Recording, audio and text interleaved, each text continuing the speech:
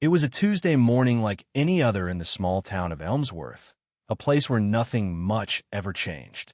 People stuck to their routines, passing by familiar storefronts and waving to neighbors they'd known their whole lives.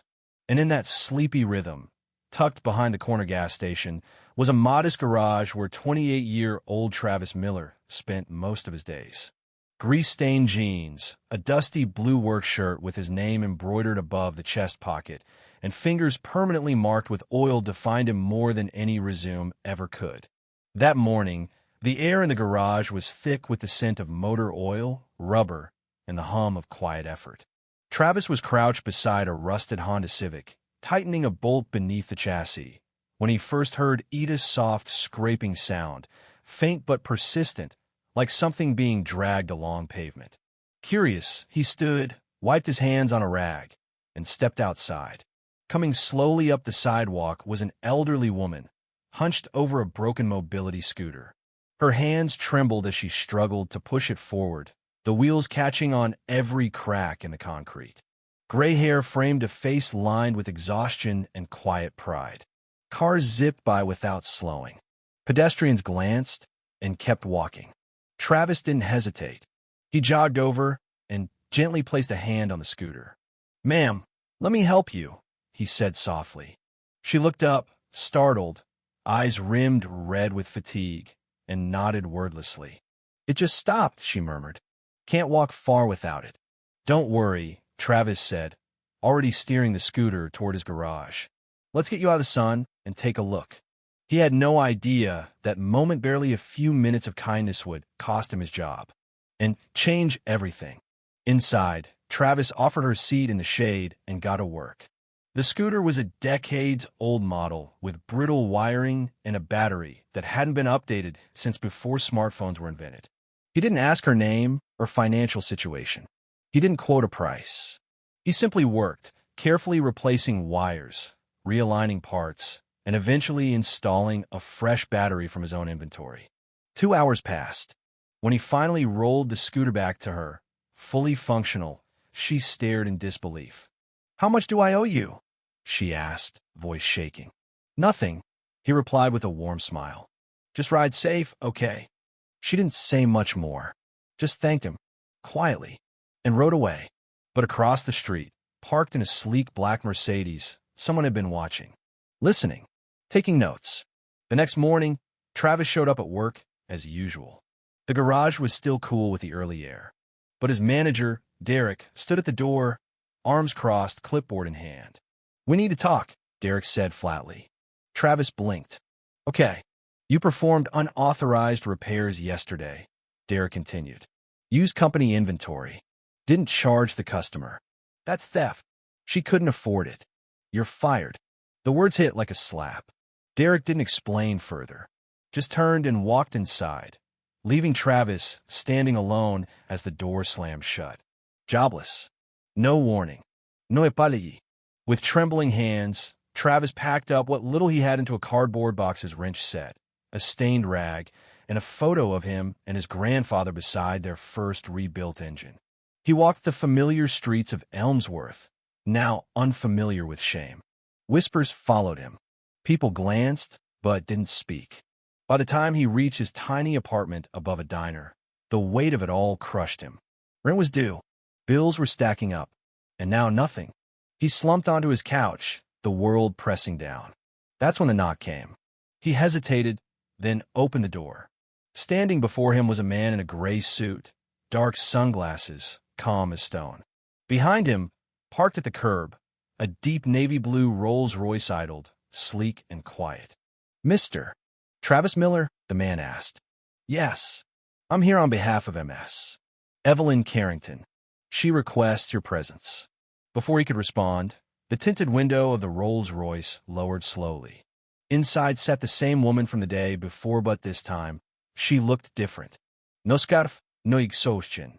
A pearl necklace rested at her throat. Her posture was poised, eyes sharp. "Get in, Travis," she said simply. And somehow he did.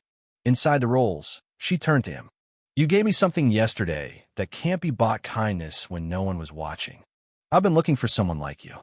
He stared, bewildered. I just fixed a scooter, and you changed everything.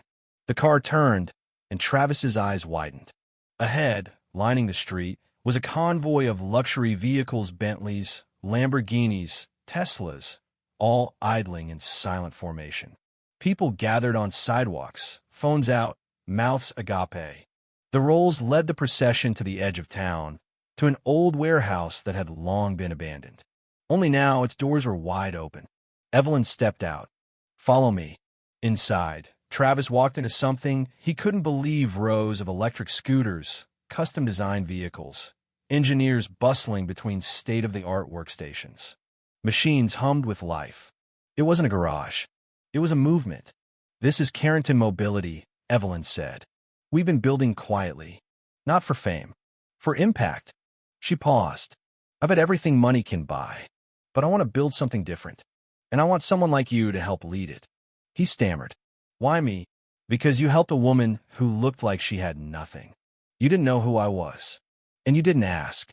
She signaled to a man nearby. Moments later, a sleek electric scooter, matte black with gold accents, was rolled in. On its handlebar, etched in elegant script, "Built by heart, not by hire." "You rebuilt mine," Evelyn said. "Our engineers studied every wire, every fix. That's your blueprint now." She handed him a sealed envelope. Inside, a job offer. Executive Director of Innovation. Starting salary that made him blink twice. "And that SUV," she added. "It's yours now. Part of the job." Travis stood frozen. "You saw someone invisible," she whispered. "Now it's your turn to be seen." The next morning, dressed in a custom black suit, Travis stood before a mirror. The SUV waited outside. But this ride wasn't to a job interview. It was a return. Carrington Mobility had quietly acquired the very dealership that had fired him. Contract signed. Ownership transferred. But one final step remained. So he did. The dealership buzzed with early chatter. Laughter. Coffee in hand. Then the matte SUV pulled in. Doors opened. Travis stepped out. Silence fell. A few gasps. One voice. "Wait, is that the guy we fired?" He walked straight through the glass doors, unbothered, purposeful. In the center of the showroom, he turned to the crowd. Evelyn entered behind him, dressed in a white suit that radiated authority. "I'm Evelyn Carrington," she announced. "As of today, this dealership belongs to Carrington Mobility. And this man, Travis Malaris, your new regional director." Shock rippled. The old manager paled. Travis stepped forward. "I came here once, asking for help. I was laughed at. Turned away." He paused. "I'm not here to settle scores. I'm here to show what happens when we lead with heart." Applause began slowly, then grew. That day, the dealership transformed. Toxic leadership replaced. Staff retrained. Ethics policies rewritten. Travis's name glowed on the office door that once denied him entry. Weeks passed. Word spread. Carrington Mobility became a national symbol, not just for innovation, but for compassion. Customer stories flooded in. Sales soared. But more than that, people felt something different when they walked in. Near the entrance hung a framed photo. Travis, soaked in rain, holding a tire iron, smiling. Beneath it, "Kindness is not weakness. It is power in its purest form." The image became the face of a nationwide campaign. And all of Ivory change.